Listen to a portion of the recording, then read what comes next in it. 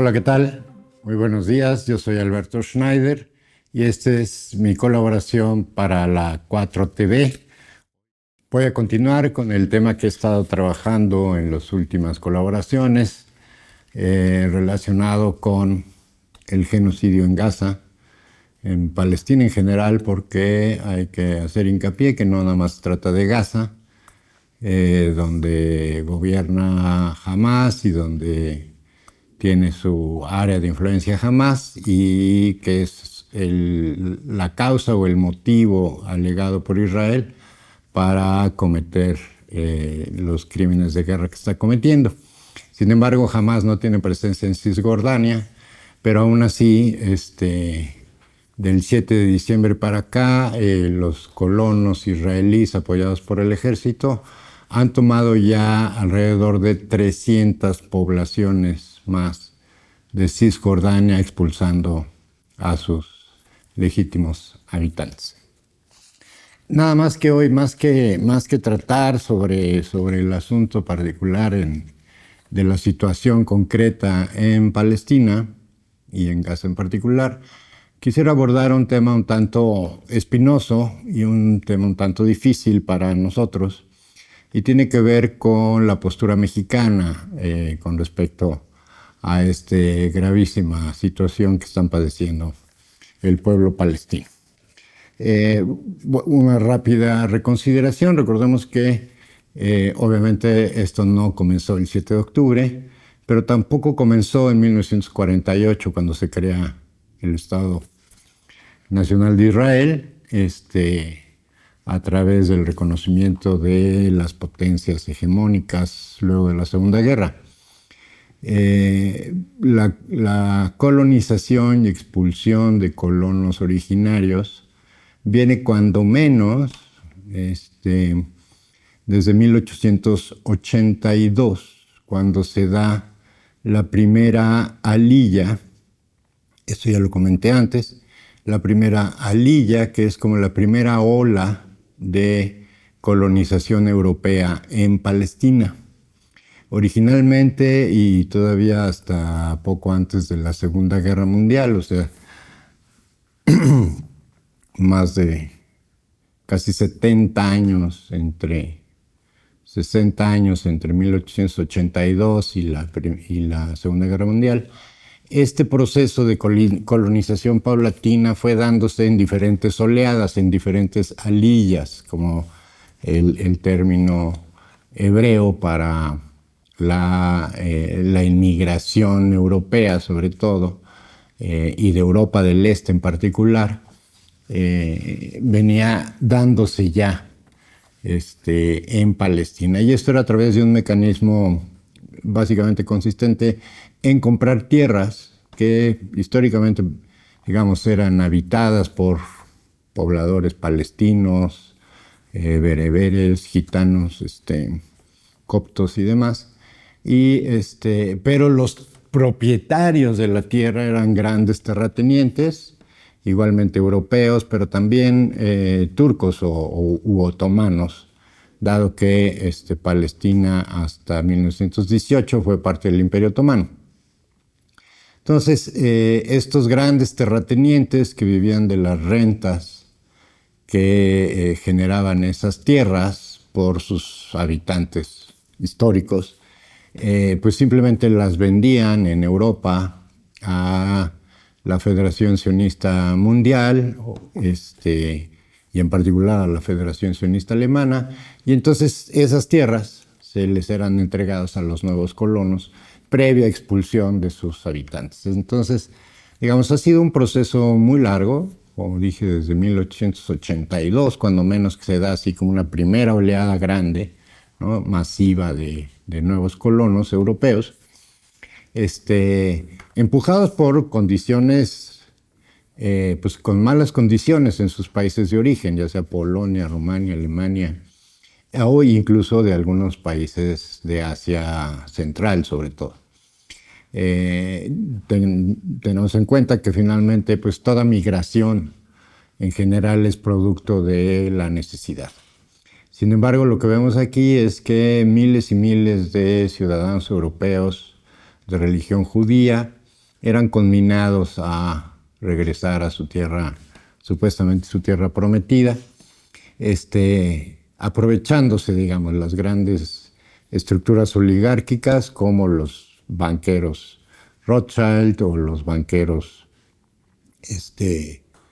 Saussure de la comunidad cristiana griega, que eran grandes propietarios de tierras en la región. Entonces simplemente se hacían los intercambios en Europa y pues llegaban los nuevos colonos y expulsaban a los pobladores originarios. Entonces, esta es una larga lucha de resistencia del pueblo palestino que ha tenido diferentes momentos.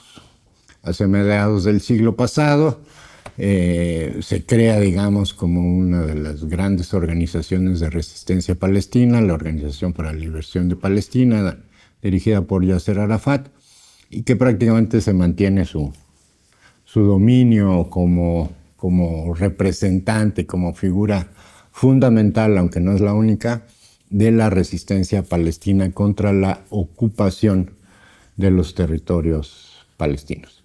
Recordemos que la ONU define a Palestina como territorio ocupado palestino y a Israel como entidad ocupante, como potencia ocupante, porque efectivamente hay una ocupación militar que se dio sobre todo a partir de 1948, aunque si bien pues, la presencia militar inglesa pues, tenía ya prácticamente medio siglo o poco más de estar presente en esos territorios para mantener el control y el orden. Y sobre todo pues, el control sobre los recursos naturales de la región, no nada más palestina, sino con el intercambio desde los países árabes hacia el Mediterráneo y el resto de Europa. Entonces, frente a esta situación, México ha tenido varios momentos, digamos, importantes políticamente y en general el mundo entero con respecto a lo que venía sucediendo en Palestina. Hacia finales de los 60s y principios de los 70s, se vino dando en el mundo, digamos, toda una corriente política, digámosle, progresista. Algunos podrían llamarle de izquierda, ¿no? Se dieron grandes movimientos políticos de izquierda y de reivindicación de los derechos legítimos de los pueblos. Y entre otros países, México, con el gobierno de Luis Echeverría, digamos, se asumió como una de las grandes banderas la igualdad entre todos los pueblos. En la carrera, digamos, en la ola de ese gran movimiento político que se dio en buena parte del mundo, se dio una primera resolución con respecto al apartheid, al régimen de apartheid instaurado en Palestina, en Israel. En ese entonces, ya, digamos, la presión política contra Sudáfrica por el gobierno de apartheid iba creciendo cada vez más, iba sumando países que condenaban el apartheid sudafricano y, digamos, en esa corriente política, en esa corriente que venía tomando fuerza en los organismos internacionales, principalmente en la ONU, es que se da en noviembre de 1975 la resolución 3379, mediante la cual se establece que el régimen israelí es un régimen apartheid, de la misma manera como Sudáfrica. Esto fue una resolución muy importante en términos políticos en el mundo entero porque significó, digamos, un freno, ¿no? A las políticas internas de Israel con respecto a la colonización y el avance de la colonización en Palestina. Por supuesto, los grandes poderes económicos a nivel mundial luego instrumentaron una serie de acciones económicas y políticas para sancionar a todos aquellos países que votaron a favor de calificar a Israel como un régimen apartheid. Entre otros, obviamente, uno de sus víctimas importantes, muy importantes, fue México. No nada más digamos, por el tamaño de la economía mexicana entonces, sino por la gran influencia política que tenía nuestro país en ese entonces. Recordemos que Luis Echeverría había estado proponiendo la Carta de Derechos y Deberes de las Naciones, toda esta idea del tercer mundo como potencia, realizó toda una serie de acciones políticas de acercamiento a regímenes digamos, de izquierda, revolucionarios en el mundo, sobre todo africanos. Y digamos, esta política del gobierno mexicano pues iba acorde con la decisión de las Naciones Unidas o de gran parte de los países que en ese entonces formaban las Naciones Unidas, y se aprueba esta resolución 3379. Fue aprobada por 72 países, 35 votos en contra y 32 abstenciones. Es decir, prácticamente, la mayoría de los países que en ese entonces integraban las Naciones Unidas votaron a favor de considerar a Israel como un régimen apartheid, y eso además implicaba no solo la declaración política, sino también una serie de consecuencias económicas con relación al régimen israelí. Obviamente, y como lo sabemos, Israel pues, es un proyecto colonial imperialista de las potencias hegemónicas, primero y sobre todo el Reino Unido, que durante muchos años mantuvo el mandato de la Sociedad de Naciones primero y luego de la ONU sobre ese territorio, al igual que Francia, que se repartieron los territorios del Medio Oriente mediante el acuerdo Sykes-Picot en 1914. Y entonces ese control político, económico y militar que tenía Inglaterra sobre el territorio es lo que condujo, digamos, a la creación y a la imposición de un Estado dentro del territorio de una nación, en ese entonces una nación soberana. En este contexto, tenemos que, bueno, tal como lo declaró hace unos años uno de los grandes herederos de la familia Rothschild, que dijo ante la televisión norteamericana que su familia había creado, ¿no?, el Estado de Israel. Y en cierto modo tiene mucha razón. O sea, realmente todo el aparato económico que estuvo detrás de la fundación del Estado de Israel, pero como dije, desde muchos años antes, que fueron en oleada tras oleada a lo largo de el último cuarto del siglo XIX y prácticamente toda la mitad del siglo XX, fue financiada por los grandes banqueros, como la familia Rothschild, como los Rockefeller, los Walton y otros. Es decir, es un proyecto imperialista, colonialista, que tiene los objetivos no nada más de controlar un territorio y los recursos naturales, que son valiosísimos, petróleo, gas y otro tipo de combustibles, sino también impedir, digamos, a toda costa que los países árabes y no árabes, los países del mundo musulmán, tuvieran una integración común, porque eso representaría, digamos, un riesgo estratégico para el control político de todo el Medio Oriente, y no solo del Medio Oriente, sino en el control sobre todo de África y de la parte, digamos, suroriental, o suroccidental más bien, perdón, de Rusia, que, bueno, desde el término de la Segunda Guerra Mundial, pues el objetivo estratégico de los Estados Unidos y de Inglaterra y de los poderes hegemónicos entonces era destruir Rusia, balcanizar Rusia. La idea establecida muy claramente en documentos de la inteligencia norteamericana, que de hecho en cierto modo se han reeditado ahora con la guerra en Ucrania. La idea era balcanizar lo que entonces era la Unión Soviética, de tal manera que las 24 naciones aproximadamente que constituyen lo que hoy es la Federación Rusa quedaran, digamos, como países independientes sobre los cuales era mucho más sencillo tener la influencia política y económica para orientar sus desarrollos en beneficio de la Europa continental y de los Estados Unidos. Es un proyecto muy antiguo. Los ingleses, los franceses y los alemanes han tratado de conquistar Rusia desde hace muchos siglos, mucho antes incluso de Napoleón, y pues bueno, nunca han podido.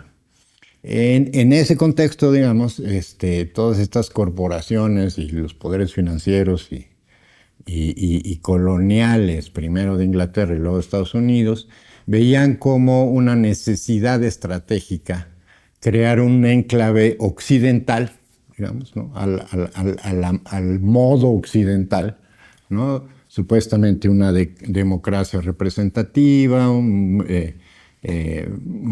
estructura con sus tres poderes, el poder legislativo, ejecutivo, judicial, elecciones democráticas, etc. Es decir, el modelo, digamos, europeo de sistema político, a diferencia de los países árabes que funcionaban bajo otras lógicas en la integración de sus poderes nacionales. Entonces, políticamente era, para la hegemonía occidental, era estratégico tener un enclave en lo que viene siendo prácticamente el corazón del mundo musulmán. ¿Y por qué el corazón? Porque, bueno, prácticamente es una región donde están concentrados, pues no solo Jerusalén, que es el centro religioso de las tres grandes religiones del mundo, sino también pues está muy cerca de la Meca y, digamos, es una región que en muchos sentidos tiene un valor simbólico fundamental para todo el mundo islámico, incluso para el mundo persa, no nada más para el mundo árabe islámico, ¿no? O los países arábigos islámicos, y ni para los países africanos, que también en buena parte son países musulmanes. Entonces, este proceso, como les digo, fue creciendo, fue tomando forma bajo un modelo radicalmente discriminatorio y racista. El sionismo es propiamente una ideología milenarista, fundamentalista, pero basada finalmente en una cuestión de raza, ¿no? Es un régimen ideológicamente racista. Entonces, frente a eso y frente a estas corrientes políticas progresistas en el mundo, que se dieron varias revoluciones, se dio, por ejemplo, la liberación de prácticamente todos los países africanos del dominio francés, del dominio holandés, del dominio inglés, italiano y alemán incluso, aunque eran colonias relativamente pequeñas con relación a los demás, seguían existiendo. Entonces, en esa oleada, digamos, progresista en el mundo, es que se da esta resolución de 1975, en la que México vota a favor de condenar al régimen israelí y calificarlo como un régimen apartheid similar al de Sudáfrica. Esto trajo como consecuencia, primero que nada, un gran boicot internacional por parte de la Federación Sionista Internacional y del sistema financiero internacional contra nuestro país. Desde hace muchos años, y sigue siendo actualmente, la mayor parte de los turistas internacionales que llegan a México vienen de los Estados Unidos. Entonces, la campaña en contra de México tuvo un impacto gravísimo en la economía mexicana, no nada más en la economía, digamos, del sector turístico de nuestro país, que era en ese entonces, sigue siendo un elemento muy, muy importante dentro de la economía nacional.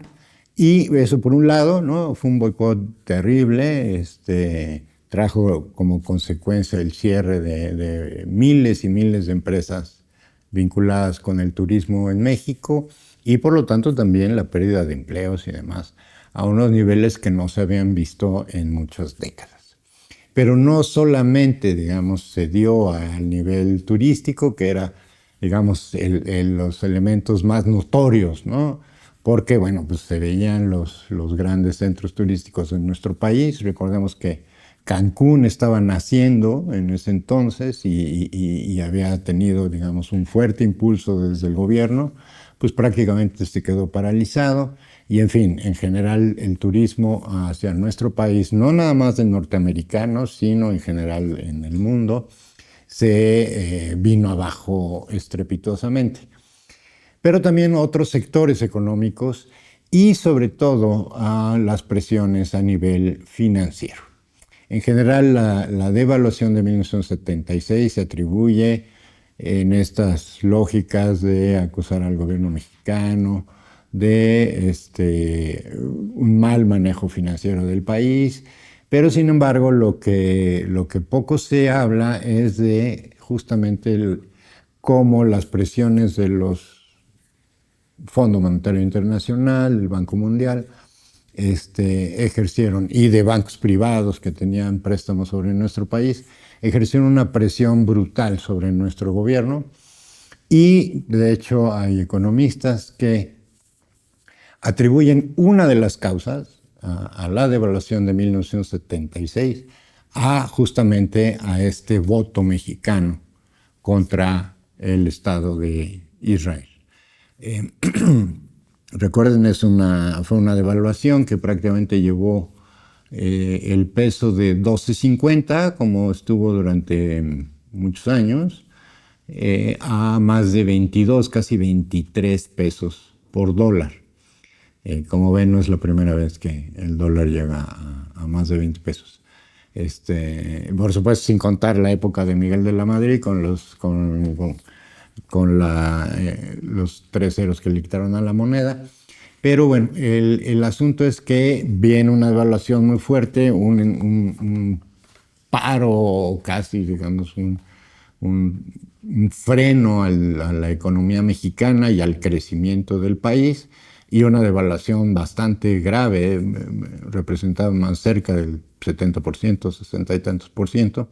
Como dije, pasó de 12.50 a casi 23, 22.60, 22.70 el dólar. Entonces, y la presión política y económica, no solo exterior, sino también interior. Recordemos que México tiene una población muy grande de ciudadanos mexicanos de religión judía, muy poderosos económicamente y con muy fuertes ligas con el judaísmo norteamericano, que es finalmente el sector de judíos más poderosos en el mundo.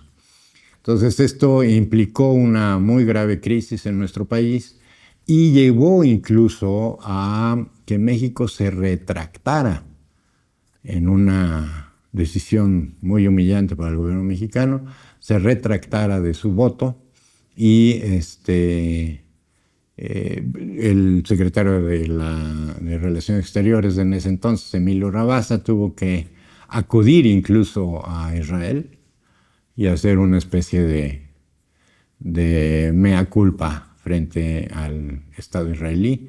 Y posteriormente, una vez que lo hizo, fue defenestrado, fue corrido como secretario de Relaciones Exteriores mexicano.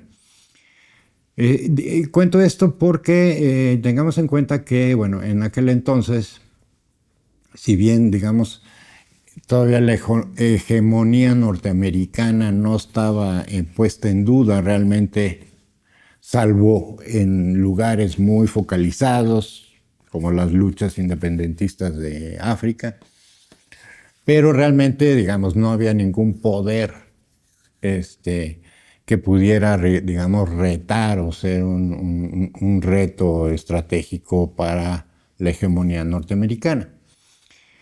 Y si nos venimos al día de hoy, vemos que la situación es radicalmente distinta. Por un lado, la hegemonía norteamericana está totalmente puesta en duda y estamos viendo un proceso de degradación paulatina en términos de su influencia política en el mundo, obviamente frente a lo cual Estados Unidos no está dispuesto a ceder en ningún ámbito, ni económico, ni político, ni territorialmente, frente a este incremento, digamos, del poder político y económico, sobre todo de China, pero también de la Federación Rusa. Y asimismo, el fortalecimiento de organizaciones como los BRICS, por ejemplo, ¿no? Que justamente integran principalmente a Rusia y a China, aparte de Sudáfrica, pero en nuestro continente pues integra la primera economía latinoamericana, que es la de Brasil. Y este impulso de nuevos movimientos políticos y económicos a nivel mundial están representando o representan una amenaza muy seria para la hegemonía norteamericana. Y hegemonía norteamericana, digamos, anglosajona en general, podríamos decirlo. Entonces, esta resolución del 75 se mantiene vigente hasta posterior a la caída de la Unión Soviética. Y no deja de ser muy relevante el dato porque justamente con la caída de la Unión Soviética es que, digamos, esta amenaza soviética, la amenaza del comunismo internacional, pues pierde, digamos, sustancia y pierde peso cuando ya no existe el país que supuestamente amenazaba al resto del mundo. O cuando menos ya no existe ese régimen, ¿no? El país ahí está, pero no el régimen socialista soviético. Obviamente también a la caída del régimen soviético también se pierden muchos de los recursos y apoyos que el régimen soviético prestaba a diferentes países en el mundo. Lo vemos, por ejemplo, de manera muy cruel, digamos, en Cuba. En Cuba, pues se sostenía, digamos, económicamente contra el bloqueo norteamericano gracias al apoyo y a los recursos de la Unión Soviética. Cuando se cae la Unión Soviética, pues la economía cubana se va al desastre y junto con el bloqueo, pues la economía de Cuba sigue siendo, o cuando la situación económica cubana sigue siendo pues muy, muy grave. Entonces, en esta reconfiguración, la Unión Soviética, el proceso comienza en 89, prácticamente para 91 ya todos los países de la Europa del Este exsoviéticos ya son países independientes, incluido Ucrania. Y entonces esta influencia y la posibilidad rusa de seguir apoyando movimientos de emancipación y a países, digamos, de corte popular o corte de izquierda, pues deja de ser, se detiene, digamos, o se reduce al máximo, y viene digamos, una especie de contraofensiva ideológica dentro de las Naciones Unidas y una gran cantidad digamos, de operaciones políticas en los diferentes países que conforman las Naciones Unidas para darle la vuelta a esta resolución de 1975.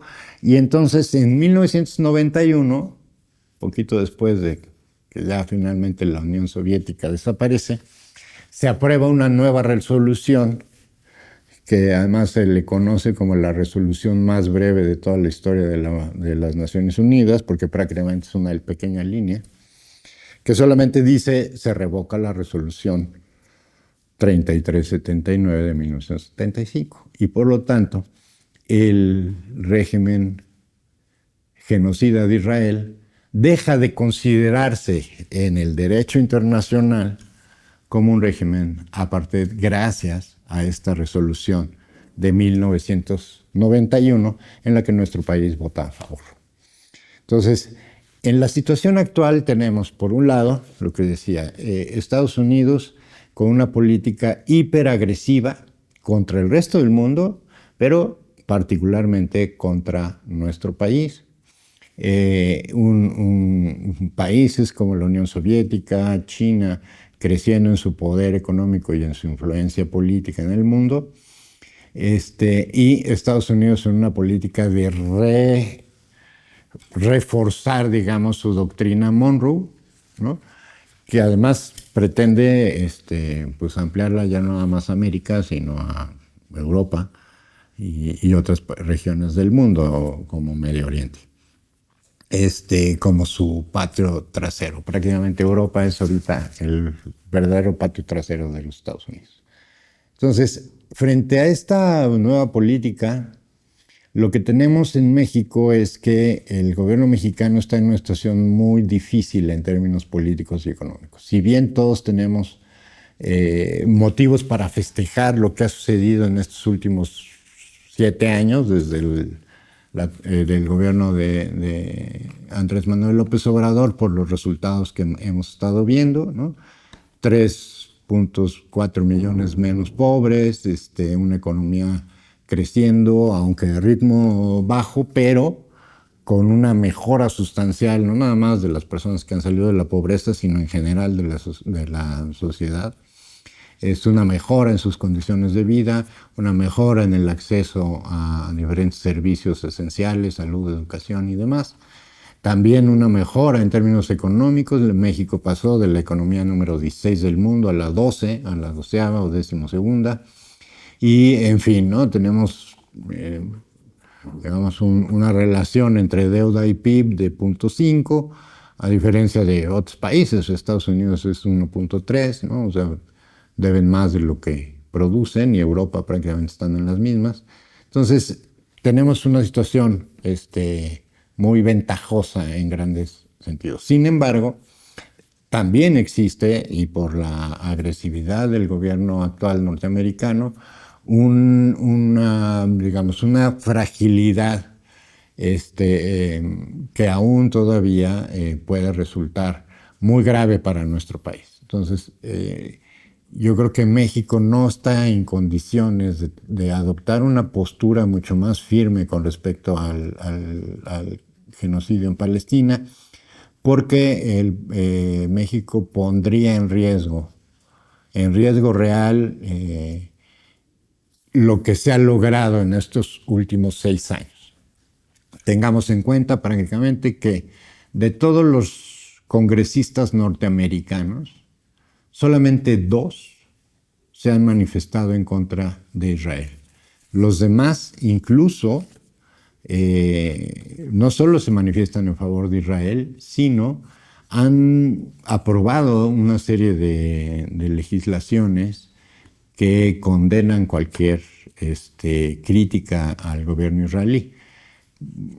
Casos verdaderamente extremos son, por ejemplo, el gobierno de Texas. Ahora que vinieron los desastres naturales, las inundaciones, el gobierno tejano puso como condición a los ciudadanos de Texas que tenían que firmar una carta de adhesión al gobierno israelí y su compromiso de no criticar al gobierno de Israel para ser objeto de las ayudas derivadas de los desastres naturales que acabamos de presenciar en Texas, por ejemplo. Y de la misma manera hay estados en los Estados Unidos donde incluso se pretenden aprobar leyes mediante las cuales se le negaría el derecho al voto a cualquier ciudadano que exprese una condena o una crítica al gobierno de Israel. Entonces tenemos que todo el aparato político y económico de los Estados Unidos prácticamente está en manos de los grandes poderes económicos y mediáticos, ¿no? Que es uno de lo que se llama la guerra blanda, es la propaganda, que está principalmente controlada por el lobby israelí. De esta manera, la presión contra México podría resultar extremadamente grave si México tomara una posición más radical o más fuerte con respecto a lo que sucede en Palestina.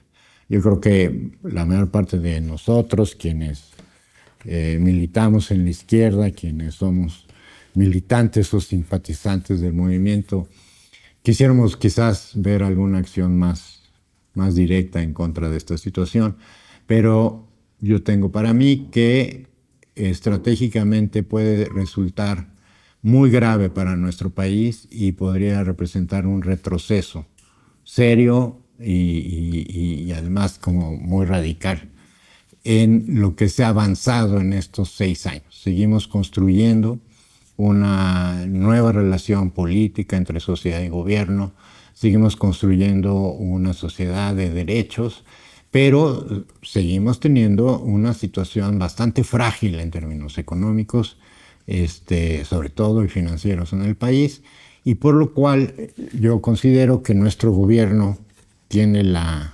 obligación de proteger lo que se ha logrado. Y esto que se ha logrado, que es mucho, pero todavía falta mucho, se pondría en riesgo muy claro si México tomara una postura más radical. Porque no es tomar una postura radical contra un Estado X, sino sería tomar una postura en contra del gobierno norteamericano. Entonces estamos viendo, por un lado, Estados Unidos amenazando incluso con tomar acciones militares contra nuestro país, una presión económica terrible con el tema de los aranceles, pero no nada más, sino también hay una política deliberada en relación con las empresas y los empresarios dueños de grandes empresas norteamericanas para que desinviertan en nuestro país y regresen inversiones a Estados Unidos. En fin, todo este conjunto de elementos hacen que cualquier paso en falso que tome nuestro país puede costar al proyecto de nación que se está construyendo, puede resultar muy caro.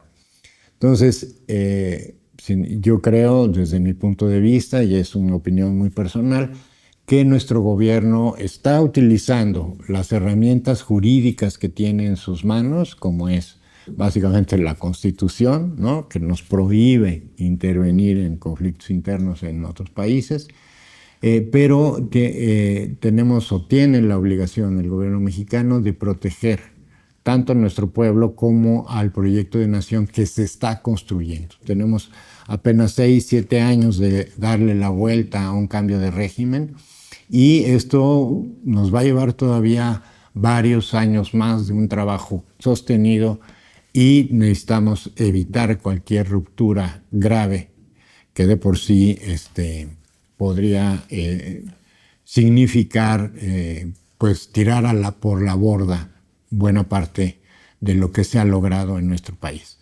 Yo creo que nuestro gobierno está tomando una postura muy cauta, muy moderada, sobre todo porque tiene que cuidar lo que se ha logrado y lo que viene y lo que se está tratando de lograr en estos años que vienen para nuestro país.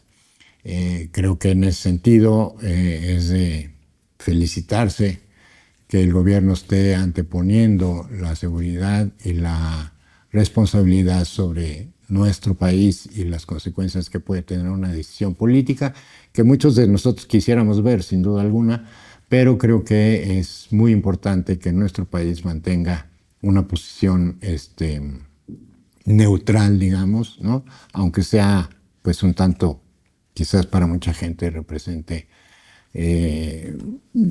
no esté de acuerdo, digamos, con que México tenga esta posición como de neutralidad, pero yo creo que el gobierno mexicano debe cuidar lo que se ha logrado en estos años y sobre todo el proyecto que está en marcha y que digamos que es vulnerable en muchos aspectos, y por lo tanto tenemos que ser muy cuidadosos con las posiciones y las iniciativas políticas que tome nuestro país en el ámbito internacional. Eso es todo por hoy y muchas gracias a la 4TV.